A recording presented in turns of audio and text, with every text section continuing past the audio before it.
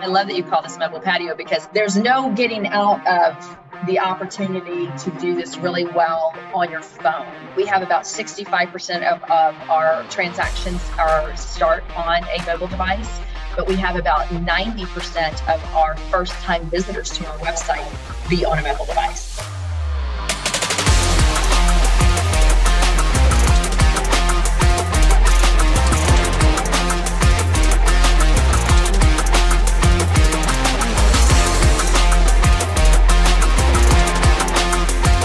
Hello and welcome. The mobile patio is now open, and I have been waiting a while for this after some of the talks I've had with Katherine Campbell. She is the Chief Digital Officer for Assurance Financial, but she's had 20 years of experience out in San Francisco, and we all know great ideas start out west, and then they work their way over to us in Boston with our school systems.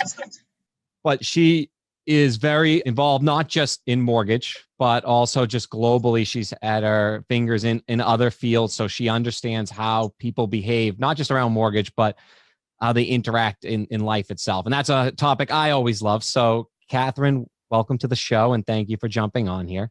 Thank you. So happy to be here with you today. I think we should do like the Adirondack chairs and like toes in the sand mobile patio next time, you know?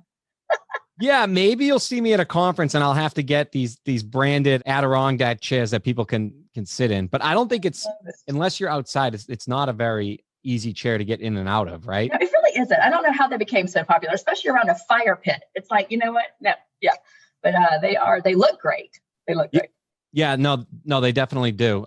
So as people know about my background, they know one thing I'm very passionate in, and whether it's getting people together in some of these co-ops, like the capital markets co-op or some of the many others, or just digital, how you can work with API.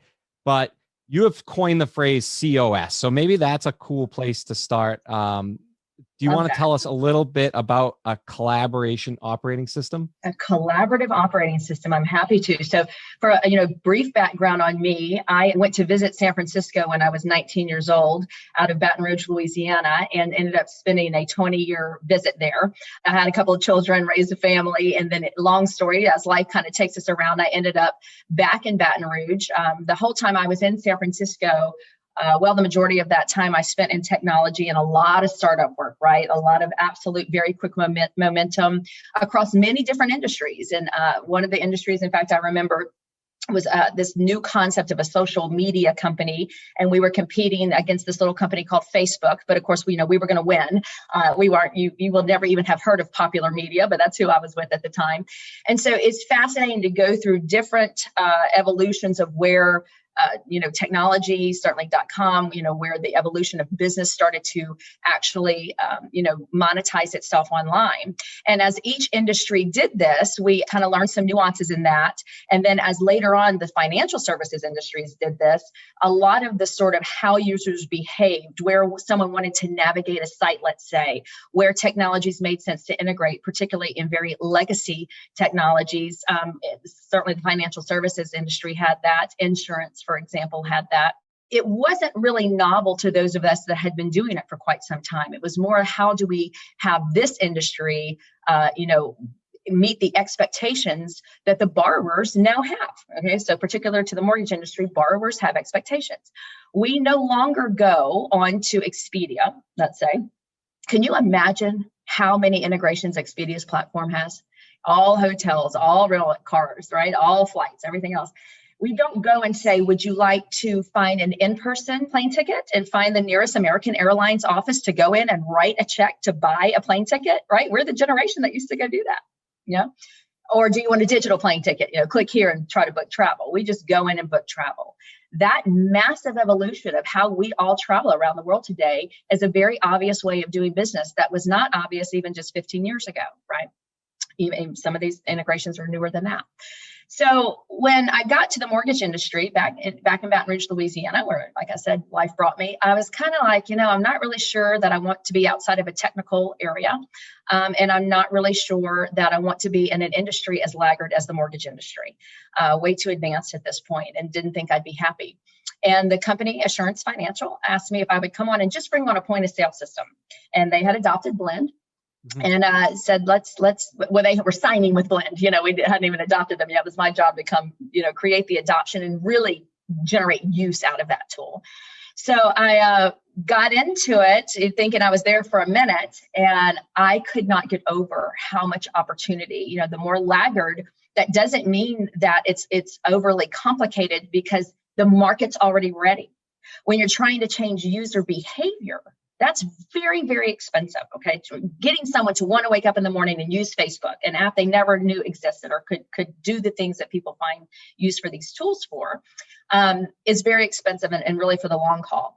Mortgage is not going anywhere. Borrowers are already ready. I knew this was going to be a very fast ride. Okay. And insert COVID on top of that, right? Yep. So to answer, this is my long story short to your question here.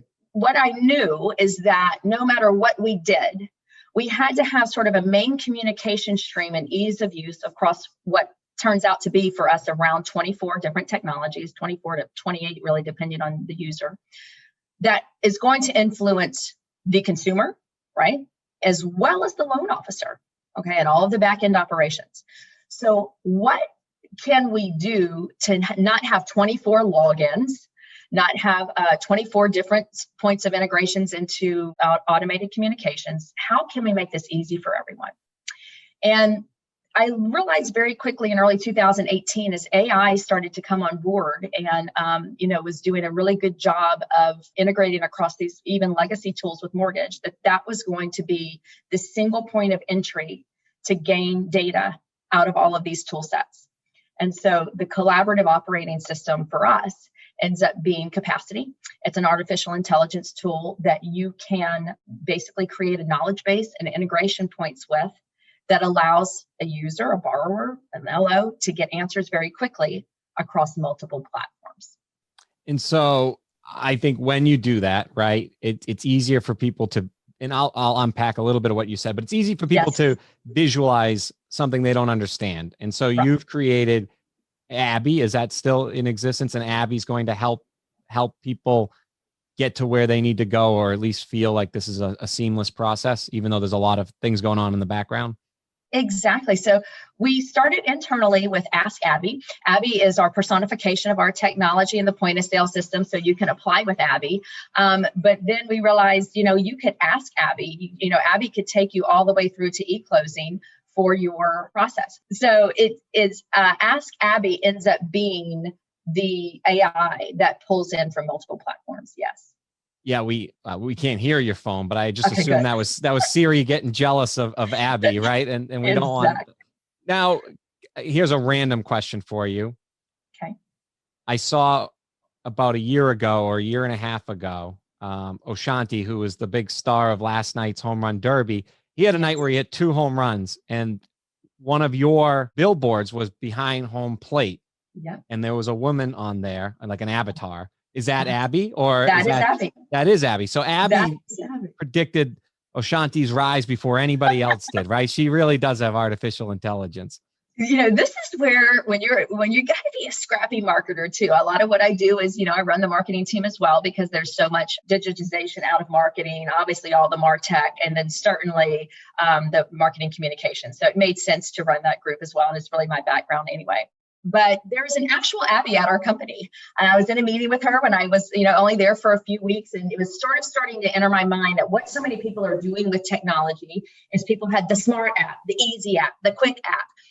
That's in relativeness to everybody else, potentially. But we all knew that, like I said, how quickly this was going to advance into a purely digital transaction, that it was not going to be any different than anyone else's. So what makes it faster or quicker? It's a digital application. It can't be faster or quicker. So I knew pretty quickly we were going to need to personify this and it feel like still someone was helping you. And that's why I was in this meeting with this woman named Abby. She is just sharp as a tack, really knows her stuff, very approachable looking, but kind of hip too. And I thought she's it. Let's just apply with Abby. Now, on the note of avatars, because you obviously almost created an internal view of who you are. I'm seeing a lot of in marketing popping up, create your client avatar. Yeah. Is that something that the mortgage companies maybe should be doing more of? Because in the mortgage world, I haven't seen it too much outside of some great teachers saying to do it. And even, it wouldn't hurt for me to create a client avatar of who would watch Mobile Patio. But can you explain a little bit about how that process works for a company? I think it would be fascinating, actually. I mean, I literally, so I actually did move out of Baton Rouge. I live in Charlotte now, and I flew Abby to Charlotte, and we had an animator do a 360-degree camera view of her and actually animate her. We decided how she would move. We really went with the sort of, if you look at Abby online, she's kind of just barely what we call micro animations, because it doesn't need to be like an in-your-face sort of concerning pace. It should feel very approachable. And so we really designed from the very beginning what she would be like, what she actually likes. Because, at some point she might want to eat pizza and ice cream, or she might want to only eat sushi and vegan. I mean, who is she completely? And so I think it's a really good idea. To take that even a bigger step further, there are companies that are looking at potential sort of avatars from the borrower perspective as well. And this is when we have to realize with technology, wherever it can go, it will. And so imagine if you're on, let's say, like a lending tree. And when you go in to put in your application, have you ever used Google Docs, for instance? Yes. If you're in Google Docs or Google Sheets, you might be the green dragon, right? Or the pink lizard. And you can see that other people are in the shared document, but you don't know who they are because they're anonymous in that point. Yep. So imagine sort of having a borrower avatar that maybe we as lenders don't know who you are. And this way you're sort of remaining anonymous. You're giving some real information. You're getting back some real information. And then instead of having, 20 people call you every day for 6 months, you selected who you actually want to do work with. So I think the avatar opportunity has a long way to go, and it's a good idea for you too. Yeah. It sounds like you think it's coming, and then you don't really see it coming, and then it's there, right? Exactly. And I feel like that's where a lot of the mortgage industry is going to go on the consumer side, because, and you talk about it a lot, but there's so much investment in technology companies to work with you, right? And so there's this built up money going into the system of That's right.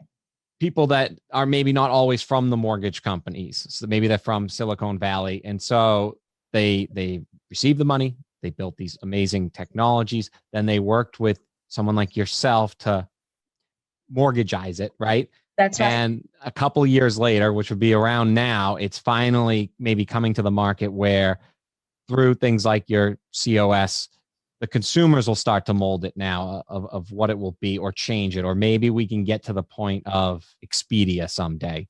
Yes. I mean, that's the whole goal. The tools themselves are very powerful. I mean, they're good. And you're right. This is a massive investment. This is not for the faint of heart. This is not for someone who wants to have typical traditional mortgage company and then have a little consumer direct group on the side. We are now technology companies, period. Consumer direct is part of the behavior of the market, and so is traditional right now. So while those two places have very big pieces of pie, right? Because there's one pie. There's some finite amount of mortgages that will be done this year. Potentially, you could be online and see a house for sale and want to move, potentially. And so that may add another, piece of the pie that somebody who had not planned to move. But no one says, I just want a mortgage, right? They either want to save money and refinance, or they want to move. So there's, likely some very predictable finite pie of all mortgages. How the transactions get completed is certainly moving more to digital, faster than it ever has, but certainly not even close to 100% of digital. So we definitely need to offer both places to the market, both digital and traditional mortgage processes. But no doubt about it, the comfort and the availability of doing banking online is the standard these days. So we have to grow that. Yeah. I do see, times are changing, obviously quite a bit, but mortgage companies are probably as positioned as anybody, because you have both the digital, but you have people on the ground in different areas, right? That's exactly right. That's why we've always said in the mortgage industry, I'm part of the community. I'm here for you. I'm your local lender. It's never more critical to really prove that, to really, really be engaged. And some people are great at it. The last few years have been just an incredible opportunity of growth in this industry to barely know what you're doing and make money, right? If you just showed up. But we can anticipate over the next 2 years, it's been a phenomenal grace period to bring in technology, because when you bring in technology, because it's a really down market and we have to do something different, we can't afford the cost of doing business anymore. So we're going to try this technology. That's a very desperate place to be. And as a technology person who's been doing this for years, I have been in that position, and it's a very stressful time to be in the role at that point. These last 2 years, everyone's making more money than they've ever made. There's more transactions to learn from than you've ever learned. You have almost every generation heavily using digital tools themselves. Even if they go a traditional route, they're applying online. Yeah, whether COVID or they're now 10 years into a smartphone, and then they went from refusing to use it, like my parents with remote controls, and then not just my father, and then or now like they're on iPhones, at 74 years old, right? That's right. They're on little mini computers. That's why I love that you call this mobile patio, because there's no getting out of the opportunity to do this really well on your phone, right? I mean, it's yes, they will go on a computer.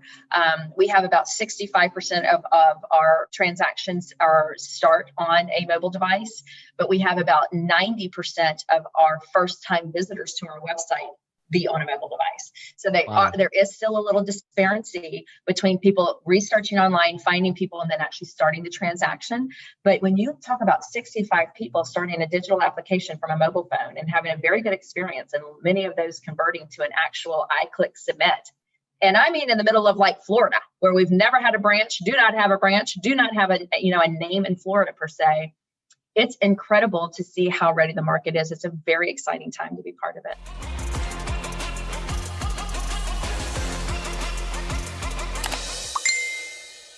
Hey, Mike, what are you doing here at the historic Salem Witch Museum in Salem, Massachusetts?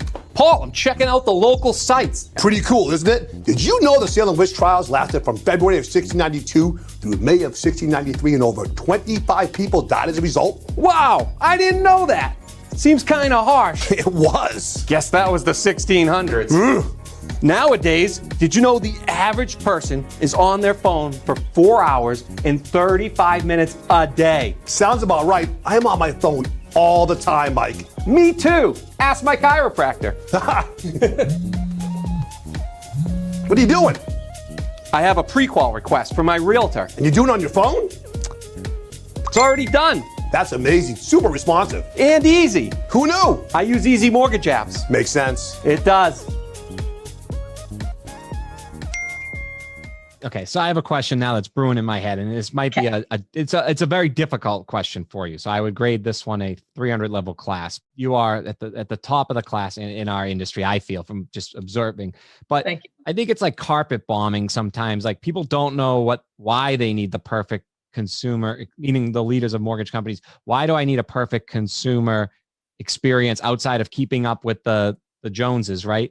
Are they embracing the flywheel of why people will come back? Is it because it will be referred? If somebody has an awesome point of sale experience, right, and then just gets old school, is that okay? Like, why is the consumer experience going to lead to referrals, do you think, in the mortgage industry? Like, what is everybody chasing at the end of the day? Such a great question. So here's the deal. Technology is wonderful because the faster we sell a loan, right, the faster we start making money. And the faster someone can get their loan closed, the faster they can move. So pace, this is an inevitable, just ripe market to make the pace much, much faster. All right. Technology is obviously the solution to that. But technology does something that people cannot do. It separates you from your loan officer. So instead of stopping by my office, drop off your bank statements when you get a minute, it's just upload it right into the system. And in fact, the system alerted you that we were waiting on that. I might have not even known as a loan officer, right? The system knows what it's received. It's sending out the alerts. It's receiving the transaction, a digital photo from your phone, and it's now completed that request. Okay. So now you've removed several conversations that you normally would be having with someone. So that's one challenge. So it's not as personal anymore. It's harder to get their time and attention because they're accomplishing most everything through the phone. The other side that creates then is a lack of loyalty. Yes, I did my mortgage with you last time, but I kind of barely even remembered your name because I hardly saw you. And this, rate popped up on my screen and it was very easy to apply. And before I knew it, I had applied it. It wasn't against you. It's just that I didn't have any loyalty to it because it was so easy. this is the movie everybody wants to watch. So like, how does it keep going? This is exactly what we're all wondering. That's right. The loyalty loss, right? So how does it keep going? Sorry, I didn't mean to interrupt you. No, absolutely. I appreciate it.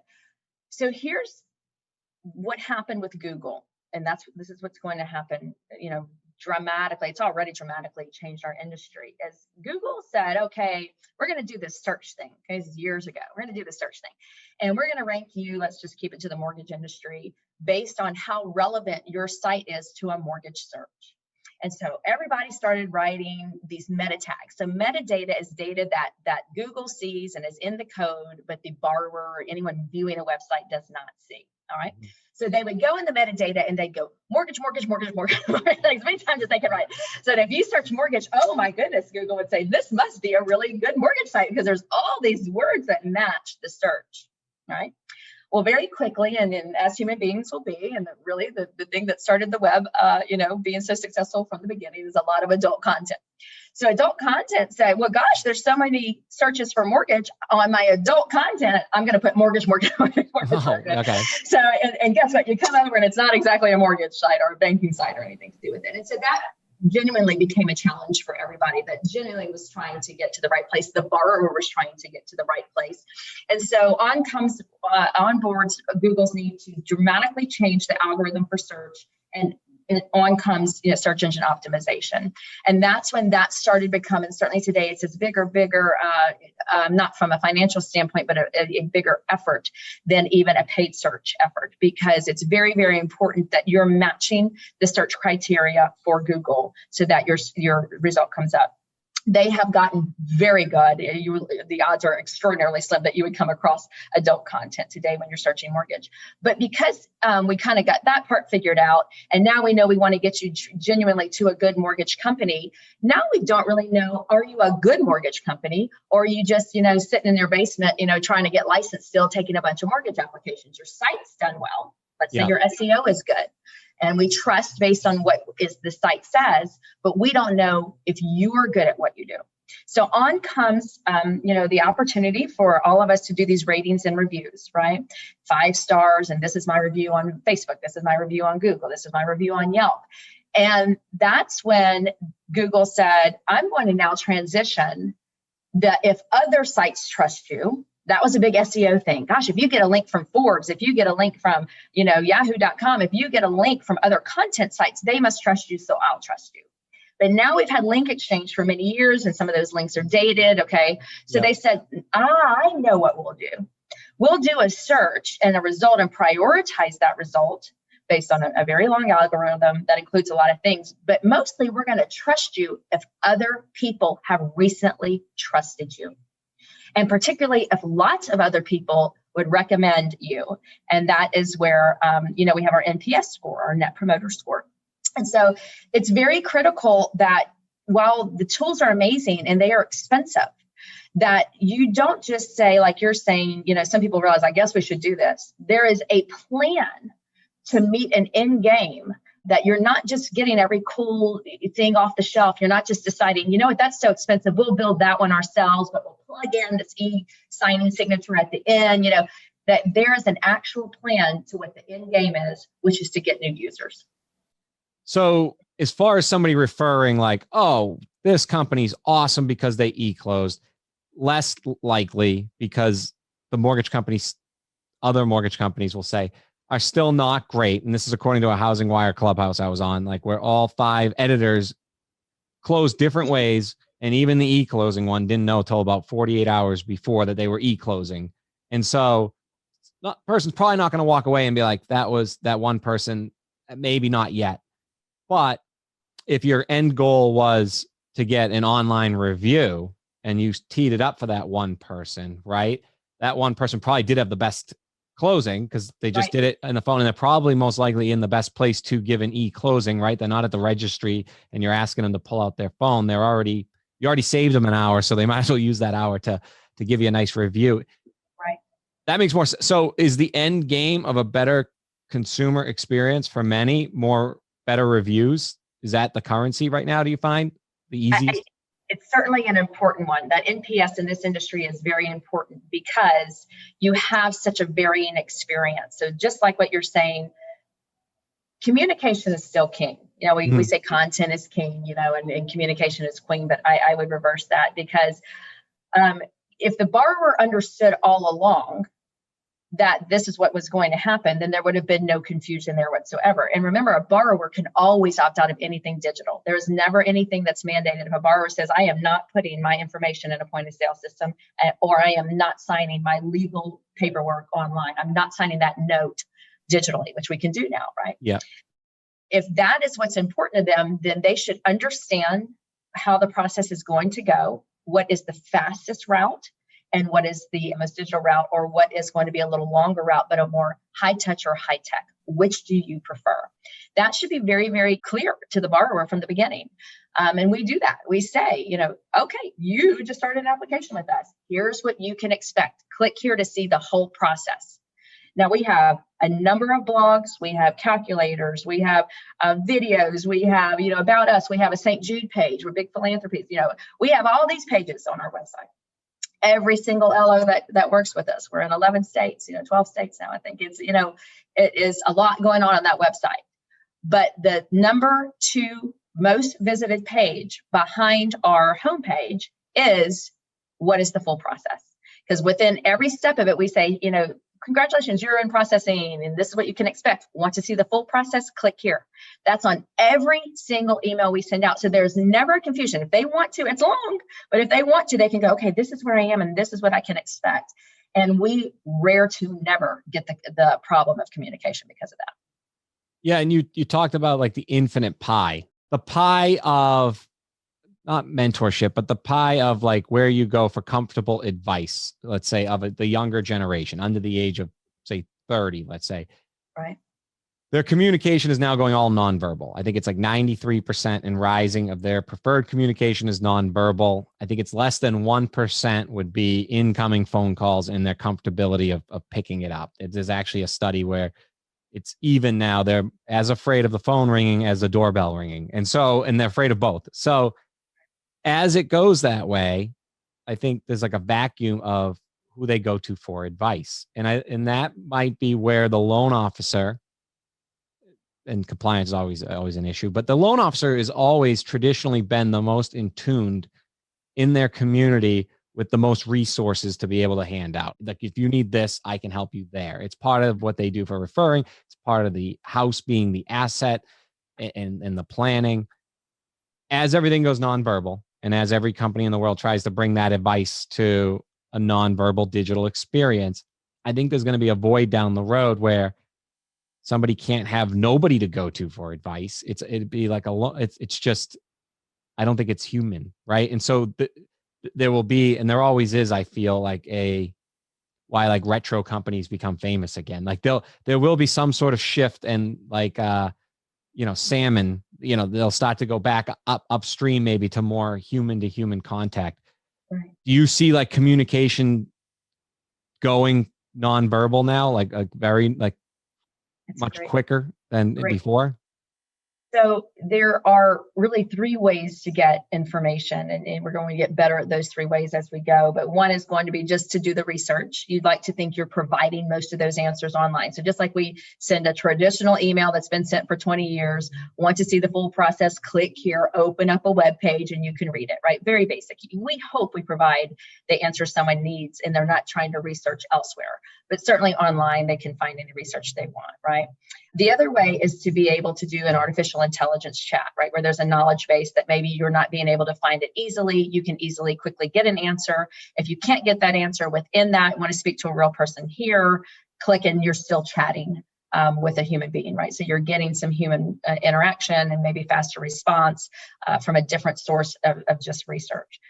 And then finally, it is the person. And, that person might be a neighbor. It might be, we hope it's a loan officer, but likely it's going to be an advisor conversation. You may trust your neighbor who's, my next door neighbor is a real estate attorney. I would certainly go to him for advice. So you may have people like that in your life. And again, we hope you come back to us for, I'm not sure if I should go ahead and lock in that 15-year deal, at these rates, or what I should do. So that's when likely the conversation will be had. So that, that percentage of people that you said had not, did not want just nonverbal communication. It's hearing a voice. There's lots of statistics about just hearing the human voice that calms somebody down. This is not a transaction that happens very often in someone's lives, and it's a lot of money. So it's just that piece, I think, is a long time to never from going away. But now I'll lock your loan. We need to do that today with a phone conversation. We do not need to do that in the very near future if we have enough data being pulled. You can decide, have talked to your neighbor, feel good about it, and click and go through. And that's what I said. My next marketing campaign, I think, should be: do not leave your home. Do not get off the couch or stop eating potato chips. Get a mortgage. You're literally never going to need to leave the house. It's pretty incredible. Yeah, I saw you were hosting a webinar where it was like, cancel that haircut. You have $40 million in your pipeline. Go get it. So I that's a great connection. Now you were 2020 Housing Wire trendsetter, right? So we know you have something up your sleeve. What do you see? So somebody goes through this mortgage process, right? Right. Last time they went through it, none of this really existed, these point of sale. So they had to call up. How do you believe their behavior will change in 2024 when they apply? Do you think they're going to look differently than they looked when they found you just recently? Today, we're starting to test with some self-serve. There are certainly people out there. We're starting to do it where you can apply and go so far as, if you agree that you can pull my credit score, so there's an integration with Credit Plus, right? I agree that you can give me a list of options and rates. There's an integration with Optimal Blue. I agree that you can run Desktop Underwriter, right, and approve me, or LP, and get approved for a certain product that I choose. And then I'd like to go ahead and get my pre-qualification letter right now, because I'm sitting in a home that I didn't know I was going to find with a realtor that says, show me you're pre-qualified, and I'll, put in an offer. So that can happen in about, 15 to 20 minutes, from very beginning of application to pre-qualification. You just sit on your phone and apply and get your pre-qualification letter right there. That self-serve ultimately will be digitized all the way through the end of the process. And I would likely think that that's going to be capable in many places by 2024. There is a mix of challenges here, and this is why it's taking so long, why mortgage is still very laggard. And that is because you have a very heavily compliant industry with a number of people making lots of money or spending lots of money. Certainly from the lender side, the cost to close a loan, had gotten extraordinary by 2018, which sort of was the initial impetus for this. Then you have, 2020 and COVID, and then the need to not only do this separately, but the realization that an e-note meant that we could sign a loan in the morning, fund it in the afternoon, and give the guy, the keys. It's just like, wow. That meant that we could move money much faster than we had ever been able to do that. And so the ability to go all the way through without speaking to anyone, if you chose not to, would be there. And that self-serve model will continue to be more heavily adopted. So then what happens is, if I've spent all this money in the front end, right? Yeah. And now I've gotten someone all the way through, 15 minutes to application, 7 to 8 days in closing. They now own this property. Let's say blockchain technology becomes a big deal by then, the ability to pull data, in real time. Then I probably better offer you something else along the way. And I think that's probably going to be our 2023, 2024 real big change, is that we won't just be mortgage companies anymore. Yeah, that's what I've been saying. And it must be compliance that slows it down, because everybody's talking about the cost of a loan, right? I think it naturally goes up when you need bots on your website. That is another expense, right? That if you don't have a Boston-based company, Drift, like people not in the mortgage industry are using it and so I think for these costs to keep going up, it's only fair that mortgage companies can make revenue on the eyeballs that they're able to generate. And it's something that's frustrated me for years, but it should be, if you're not selling insurance, if you're not selling life insurance to match the appraised value of the home, like you guys do, right? And they should probably maybe come to you to feel comfortable with that, because you're spending all this money, or you're enabling the trillions of dollars of fundraising that isn't going to last forever, right? And then software could get a little wonky because you don't own it all, right? So in order for that to keep going, they're giving you the eyeballs. You should be able to find ways around the home to make money to fund, more of this innovation. I'm very passionate about that topic. Completely agree.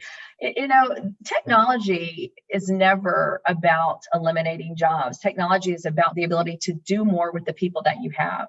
I was riding with a friend the other day. Again, I'm relatively new to Charlotte. And he said, do you see those really cool old rock pillars with the wood awning over them? And I said, yes. He said, that's where the horse and buggies used to pick people up in Charlotte. I said, yep. Tell the candle makers electricity is coming, right? I mean, this has always changed. We have always evolved. This is nothing novel about this. And I think people intuitively get that, right? They're not shocked to hear things like that. That's the way it used to be. But it's exponential in this industry because it's already been done everywhere else. The market is ready and the tools are already built. So the funding is available. This is the last place for people to make a lot of money in tech, right? One of the very last places is in fintech. And so it's just ripe to grow very, very quickly. So we don't have a lot of time, over 10 years to talk about it. We already know how this movie ends, right? Let's just play it. Yeah, I think the winner should be the loan officers with the personalities and the ability to connect. And if their enterprise can hook them up with a way that they can amplify their voice, and that's through tech and through these platforms. And I think when somebody in 2024 goes to refinance or buy a new home, I feel like they're naturally going to go back and look at wherever they left off at Assurance to see if they can grab some cookie crumbs, like, oh, is my old W-2, is something in there? And so if you're able to listen, right, so that you can intercept and bring it back, I think that's where maybe all of this connects. But in the meantime, I think these loan officers need to be given something to give them, like an app, right? And hope that you can change a little bit of the behavior, like the tools that tell maybe how much a home's worth, so that you can constantly listen to them and be in front of them. And I think that's what excites me. I believe in 2025, I said, but maybe 2027, the majority, over 50% of the loans will come from the servicing app, unless, something like this changes it. So you said the car comment, and I do love that they said that they were trying to figure out like horse manure, because there were so many horses on the streets, right? And they thought that was going to be the problem, like too many horses. And then who was going to innovate how to get rid of the manure? And then cars came along, you didn't need horses.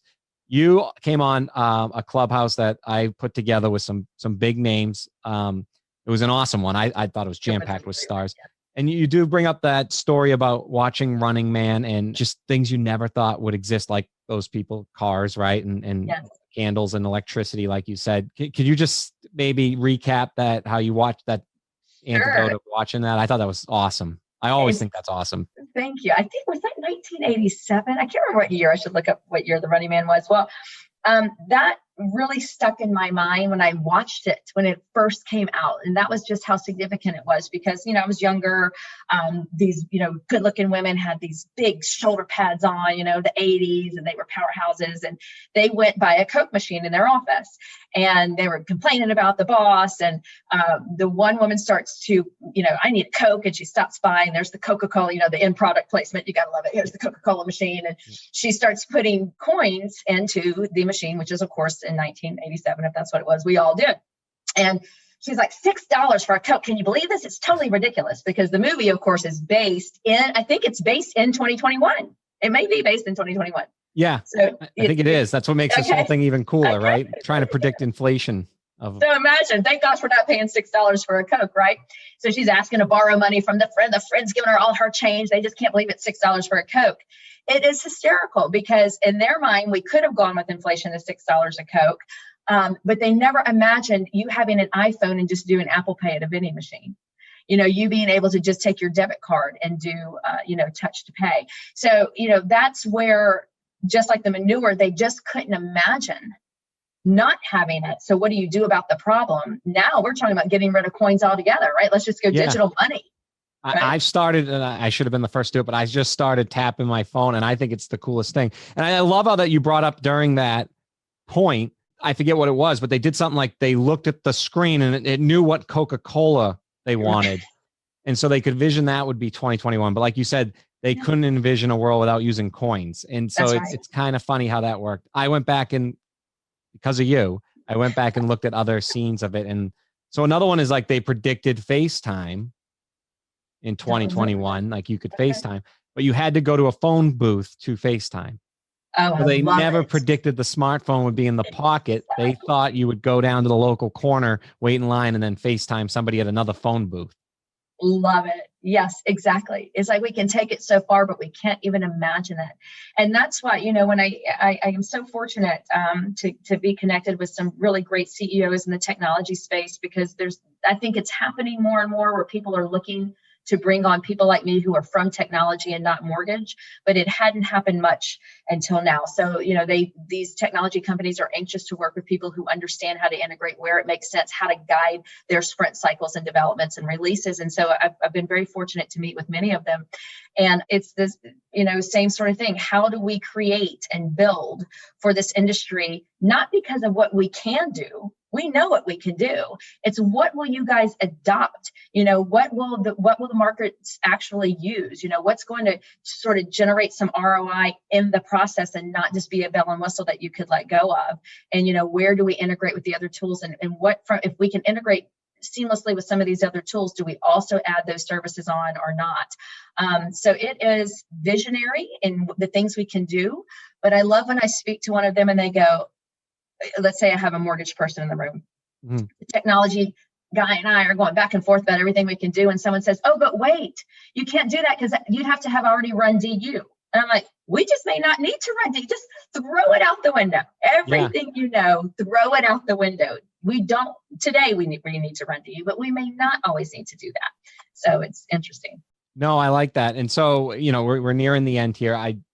I believe, and last I saw, you had some post about raising like $110,000 or more for St. Jude's Hospital. Yeah. And you mentioned it on the call. So I will bring it up. Like, can you just tell us a little bit about maybe how you chose them and what you guys do for them or how you work with them? Thank you for bringing that up. Yeah. So CSR, corporate social responsibility has always been very important to me. And, we do that in our own lives when we kind of, when you're young, you're just trying to get stable. That's not really an ideal time to start giving to someone if you're not going to be able to eat yourselves and all, particularly raising children and all of those things. But when we get a little bit older and certainly we have more means than we need, we all just naturally think to give back. If you go to the grocery store, they always say, do you want to round up? It's just like simple little ways that we're giving back all the time. At a corporate level, there are people that do this very consciously. Obviously, a lot of companies today do this very consciously, but I find the mortgage industry doesn't take such a collaborative company-wide approach to it as I really believe we should, and we have, and it's been a huge success for us. Because loan officers, of course, give to their local charities, and that's part of like their BNI group. That makes absolutely perfect sense. But it tends to be more about the business than just the generosity. Yeah. And one of the great things about St. Jude is that they have a walk run in almost every town. In fact, this year in September, it's virtual so that you can be anywhere and do the walk run and be able to donate to charity that way. It's a no-brainer cause because it's one thing to give to the children. It's another thing when parents literally who are perfectly healthy cannot work, not only out of the devastation, but the literal proximity or the needs of their child at that point. So we had a small effort for it, and then we've sort of, built it out. And now most of our states are very involved. We even did a trip to St. Jude 2 years ago. A big group of us went and we did some Assurance Financial color books and handed it out, actually got to meet with patients. So, that was a great team building thing for us too. And so how do you take all of these little bitty, regional local initiatives and sort of help aggregate the jointed effort instead of giving, $500 there and $700 there, give $175,000 and make an absolutely massive impact. It's been great.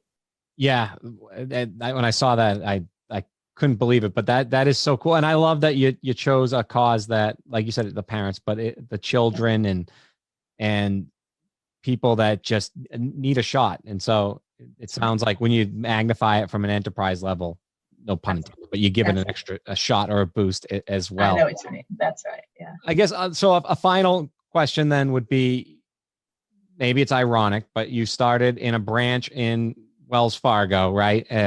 For about 6 years. And then you worked your way into marketing and different digital agencies, and then your own in 20 years in San Francisco, but you also were in the oil industry too and other places. But I like to bring up on the mobile patio, because I sort of went through this journey in a little serendipitous way. But if there's some person working in a branch in a bank out there, right, that happens to come across mobile patio and was so riveted by this that they get to this point, which I think most people will. What's your advice to them on, like, I guess, honing your craft? Because your craft wasn't, I don't know what it was, but I assume like at some point you got the passion and the itch to know everything about marketing, from SEO to everything that didn't exist before. And then full circle, you come back into the industry and you're one of the leaders. So we like to talk about that on mobile patio. What would be maybe one piece of advice on, say, honing the craft for somebody just starting out? I try to tell all of my managers this, and I mean it genuinely. I expect time blocking for pure research and learning. I certainly expect, there to be some travel for conferences and that type of thing. That's great. A lot of that tends to be more networking. So when you're at your desk or you're working from home or wherever you are, I expect there to be a good, 3 hours per week that you're dedicated to doing nothing but downloading white papers, following people online who are actually industry leaders, that you are spending a good 10% of your time even on research. This is whenever we're done with this end-to-end self-service model, then we're not done, because then we have other products we're incorporating. There's a more seamless way to go about it. AI is going to become a big deal.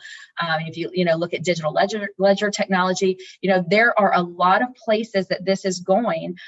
Quantum computing even is on the rise. I mean, this never ends. It's the exciting part of the job. And so even if your job is a loan officer and not something necessarily that you're influencing technology, the way you do it is evolving right now. So 4 hours a week minimum, I try to say about 10% of their time, they need to be online researching.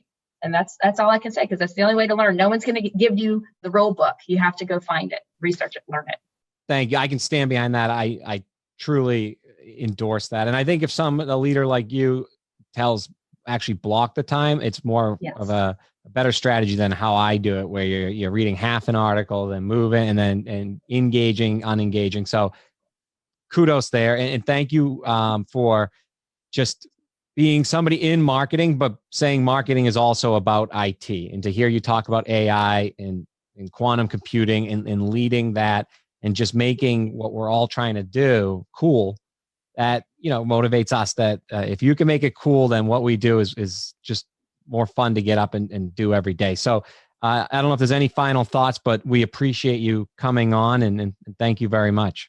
Actually, I'll just say my final thought, Michael. The effort you're putting into getting us to network, I would have never met some of these people without even your mobile patio, and the constant sort of open ear you have to the ground, where you're not trying to be the knowledge base of all people, just getting the message out there so that people have a path, a voice to listen to. I can't thank you enough for it, because it's needed, and it's, I'm sure, making a big difference. So thank you.